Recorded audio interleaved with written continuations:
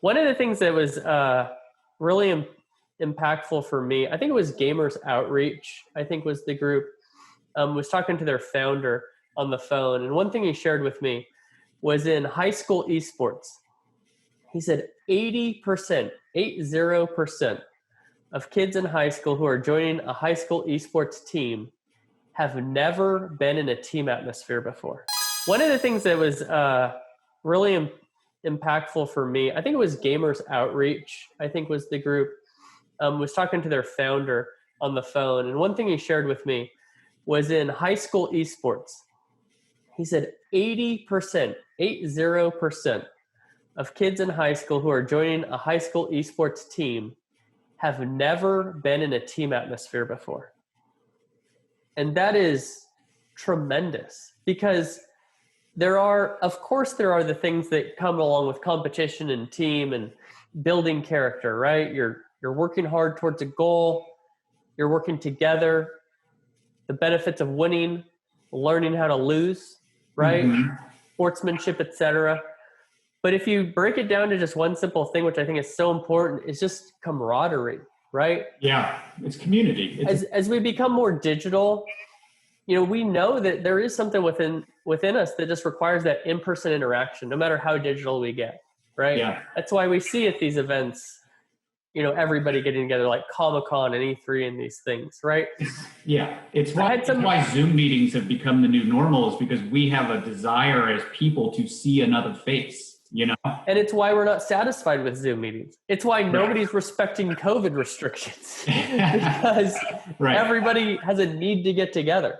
Right. And,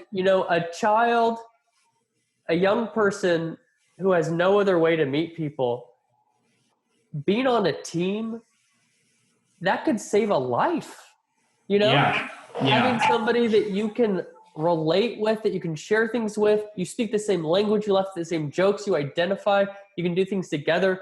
All of a sudden, this kid who may have some dark moments alone can have somebody else to brighten their days. And that's a really positive point, John. I mean, I was baffled. I hadn't heard that stat before, that 80% of people playing on an esports team hadn't played in a team environment before. It's shocking, right? Yeah. That's an incredible correlation to draw, is that, you're in my childhood, I had 3 friends. I graduated with 83 people, very small town.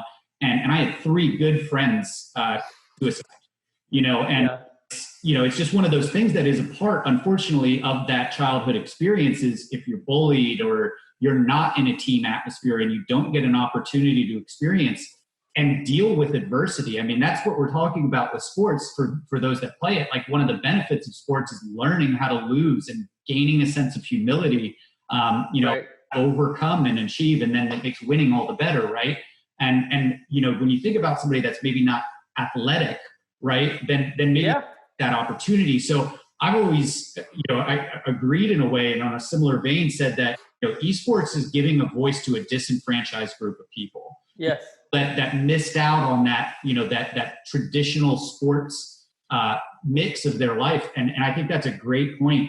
Cyberbullying is a little bit of a concern, because when you're behind a screen, sure, via email sometimes, like, people are not afraid to unload what they think on a phone call, or especially an email. Yes. And I see it in esports. If you play a game at all, it's out there. But it's a lot easier for these kids to find community and find people that support them and they support.